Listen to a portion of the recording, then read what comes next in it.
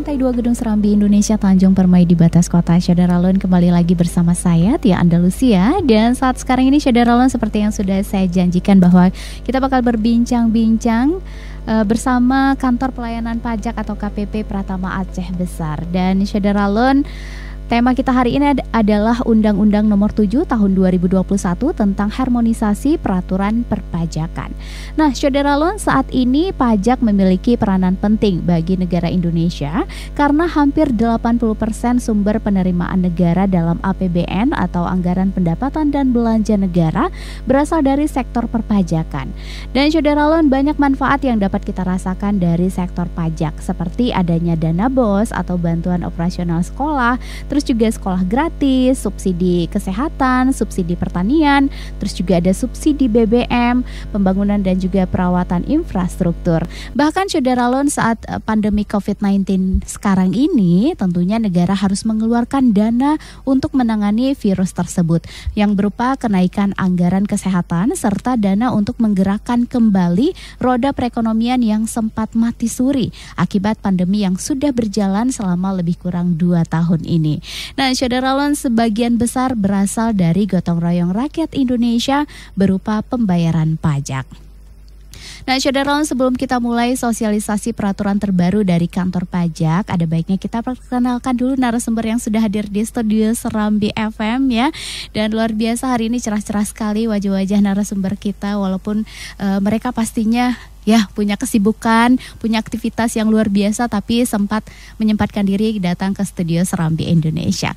Yang pertama saya perkenalkan Bapak Nugroho Nur Cahyono yang merupakan Kepala KPP Pratama Aceh Besar. Assalamualaikum Pak Nugroho. Waalaikumsalam Kak Tia. Apa kabar Pak? Alhamdulillah sehat. Terima kasih sudah datang ke studio Serambi FM Pak.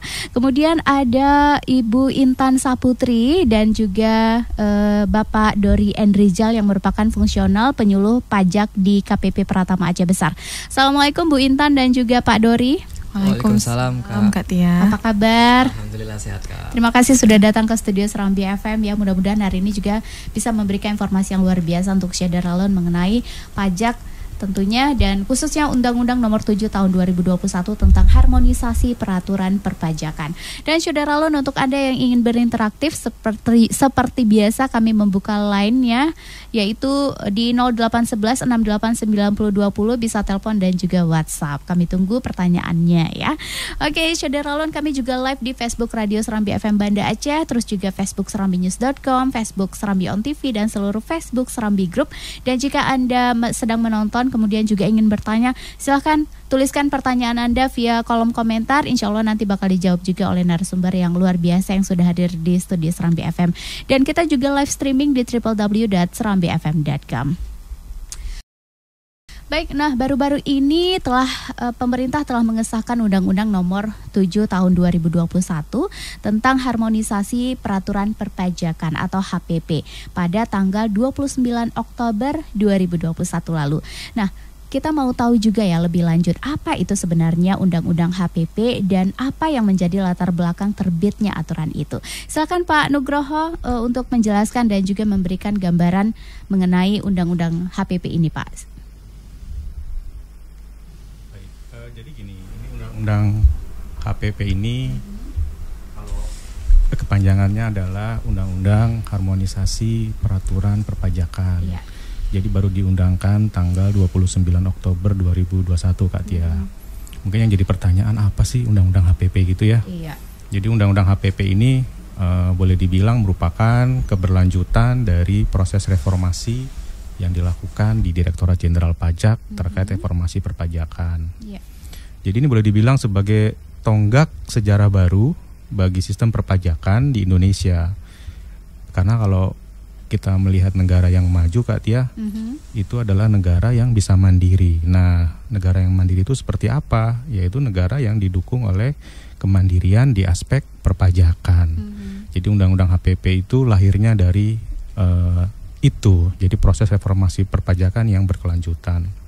Nah, pemerintah menyadari bahwa perlu dilakukan tujuan-tujuan yang sifatnya konkret melalui Undang-Undang HPP ini. Iya. Jadi ada beberapa tujuan di sini Kak Tia yang ingin digarisbawahi. Yang pertama adalah dengan adanya Undang-Undang HPP ini untuk memperluas basis pemajakan. Jadi boleh dibilang ya biar yang dikenakan pajak tidak itu-itu saja atau yang berimbas mengenai pajak orangnya itu-itu saja, kita memperluas basis pemajakan. Yang kedua apa? Untuk penguatan administrasi perpajakan.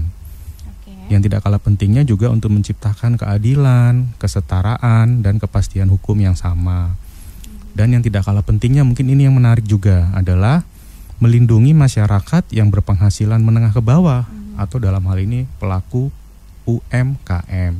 Jadi undang-undang HPP ini tidak semata-mata dilihat hanya semata-mata untuk kepentingan perpajakan, ngomongnya target penerimaan, tapi ini sebenarnya maknanya luas, bagaimana kemudahan berusaha, bagaimana pemerintah mendukung UMKM, bagaimana masyarakat diberikan keadilan, kesederhanaan, efisiensi, kepastian hukum, dan kepentingan nasional yang lebih luas. Nah, mungkin itu terkait dengan latar belakang adanya undang-undang HPP. Oh ya, ini ada beberapa hal yang diatur di undang-undang HPP ini, Kak Tia. Jadi pertama itu ada undang-undang PPH ini. Jadi kalau saya bilang undang-undang HPP ini gabungan dari berbagai macam undang-undang perpajakan sebelumnya. Jadi dia mengatur undang-undang PPH, berlakunya itu mulai tahun 2022, Kak. Kemudian undang-undang PPN juga diatur di situ, mulai berlakunya 1 April 2022. Kemudian yang ketiga, undang-undang tentang ketentuan umum perpajakan, berlakunya sejak tanggal diundangkannya undang-undang ini. Kemudian ini yang menarik nih, khususnya untuk orang pribadi ya dan badan, namanya program pengungkapan sukarela. Seperti kalau dulu dikenal tax amnesty lah istilahnya. Berlakunya juga ini sangat mepet, hanya 1 Januari sampai dengan 30 Juni 2022 ada pajak karbon dan tentang perubahan undang-undang cukai. Begitu, Kak. Oke, jadi memang ternyata memang di tahun 2022 ini lebih banyak lagi yang baru-baru gitu ya. Iya. Oke, baik, sekarang kita akan coba untuk bahas satu persatu terkait ketentuan pajak yang mengalami perubahan sesuai dengan ruang lingkup Undang-Undang HPP yang telah disebutkan oleh Pak Nugroho sebelumnya. Yang pertama saya mau tanya dulu ke Kak Intan nih. Nah, Kak Intan, dalam Undang-Undang HPP yang baru ini ada perubahan dalam lapisan penghasilan kena pajak orang pribadi yang dikenal dengan tarif PPH, itu lebih jelasnya gimana, Kak? Mungkin bisa dijelaskan, suaranya bisa lebih besar sedikit ya. Oke, Kak Tia. Jadi sebelumnya di Undang-Undang PPH itu kita menggunakan tarif yang lama nih, ya kan? Kalau dulu di Undang-Undang PPH nomor 7 itu dengan menetapkan tarif paling rendah tuh 5% dan paling tinggi 30%. Nah, dengan disahkannya Undang-Undang HPP yang terbaru ini ada perubahan nih, Kak Tia. Pertama dari batasannya. Kalau dulu kan batasannya 50 juta. Iya. Nah, sekarang kalau dengan penghasilan sampai dengan 60 juta itu baru dikenai tarif PPH sebesar 5%. Kemudian yang berubah lagi itu batasan terakhirnya. Kalau dulu kan maksimal 500 juta langsung 30% paling tinggi. Mungkin saya bisa jabarin dulu ya rentangan penghasilannya seperti apa. Itu yang 50 atau 60 juta itu yang per tahun atau per bulannya? Itu yang nanti total setahun. 0 sampai dengan 50 juta kalau di undang-undang dulu itu 5%. Dari 50 juta sampai dengan 250 juta itu 15%, terus dari 250 hingga 500 25%, dan di atas 500 30%. Dengan disahkannya Undang-Undang HPP itu berubah nih, Kak Tia. Jadinya sampai dengan 60 juta 5%, 60 sampai 250 mengalami tetap sama tarifnya 15%, 250 500 tetap 25%, kemudian 500 hingga 5 miliar nih ditutup dengan 30%. Terakhir di penambahannya itu sebesar 5 miliar menjadi tarifnya itu 35%. Nah, jadi nih Kak Tia, perubahan-perubahan ini ditekankan untuk meningkatkan keadilan dan keberpihakan kepada masyarakat berpenghasilan menengah dan rendah. Begitu Kak Tia. Jadi memang sudah naik lagi ya. Mungkin sekarang juga harga nilai barang-barang juga sudah mulai naik gitu ya. Jadi paling rendah tingkatan paling rendah pajak juga akhirnya dinaikkan gitu ya. Dari 50 juta minimal tadi sekarang sudah 60 juta. Oke. Tapi kalau gajinya udah naik juga gitu ya. Naik lagi. Alhamdulillah berarti. Alhamdulillah bisa bayar pajak gitu. Iya benar. Oke, nah berikutnya saya ke Bang Dori nih. Ini Bang Dori kayaknya paling muda di sini ya. Bang Dori, saya juga mendengar ada kabar gembira nih bagi para pelaku UMKM, khususnya yang merupakan wajib pajak orang pribadi. Kira-kira kabar gembira apa sih, Bang? Ya baik Kak Tia. Nah, Kabar baik bagi pelaku usaha mikro kecil dan menengah atau yang kita bisa bilang UMKM itu. Jadi dia ada pembatasan penghasilan yang dikenakan pajak. Ya. Nah, jadi dengan disahkannya undang-undang HPP ini dijelaskan bahwa wajib pajak orang pribadi yang menghitung PPh-nya itu yang menggunakan tarif PP 23 tahun 2018 yang dikenakan tarifnya itu 0,5% dari peredaran bruto.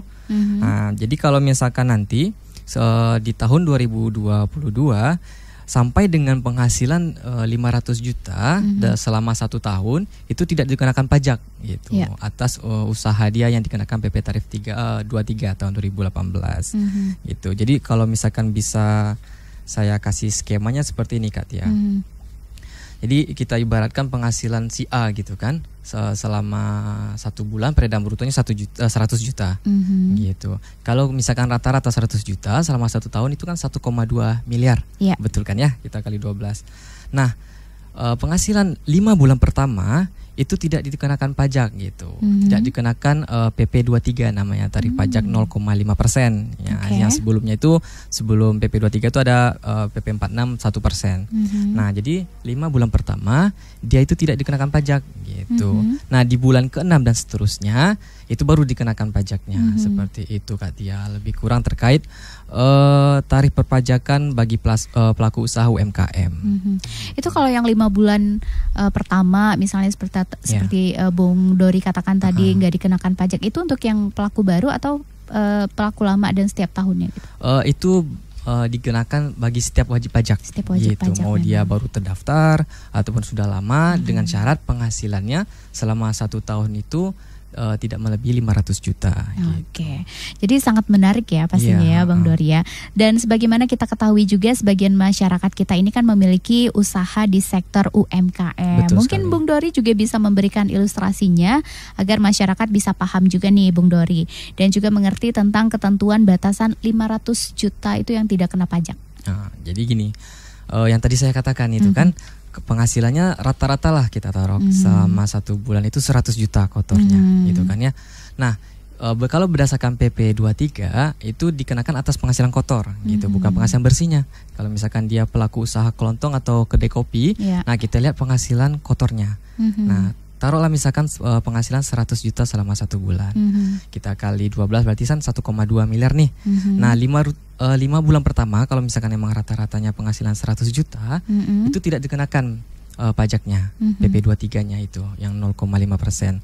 Nah, bulan ke-6 sampai bulan ke-12 berarti sisanya itu yang dikenakan. Jadi kalau misalkan kita ilustrasikan itu kalau misalkan kita menggunakan PP 2 Undang-Undang HPP ini, jadi dia pelaku UMKM hanya membayar pajak 3,5 juta gitu. Jadi kalau misalkan dari bulan 6 sampai dengan bulan 12 itu kan 100 juta berarti 700 juta nih. 700 juta kita kali 0,5%, berarti 3,5 juta nih yang dibayarkannya. Jadi yang 500 jutanya yang dari bulan pertama sampai bulan ke-5 itu tidak dibayarkan. Seperti itu. Berarti setiap tahunnya seperti itu gitu ya.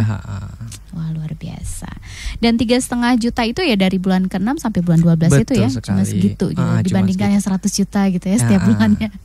Oke, baik. Luar biasa. Dan selanjutnya Saudara Lon, kita juga mendengar ya kalau NIK dan juga sebagai NPWP orang pribadi. Nah, ini juga kabarnya sempat hot juga ya beberapa waktu lalu dan juga cukup menyita perhatian banyak orang karena kita mendengar bahwa dengan dijadikan NIK sebagai NPWP, nah apakah semua orang yang punya KTP, bahkan bayi sekarang kan sudah ada KTA juga gitu ya, itu bagaimana penjelasannya Pak? Apakah itu kayak bayi yang udah punya KTA atau anak-anak, terus juga ya segala usia lah ya akan dikenakan pajak juga Pak?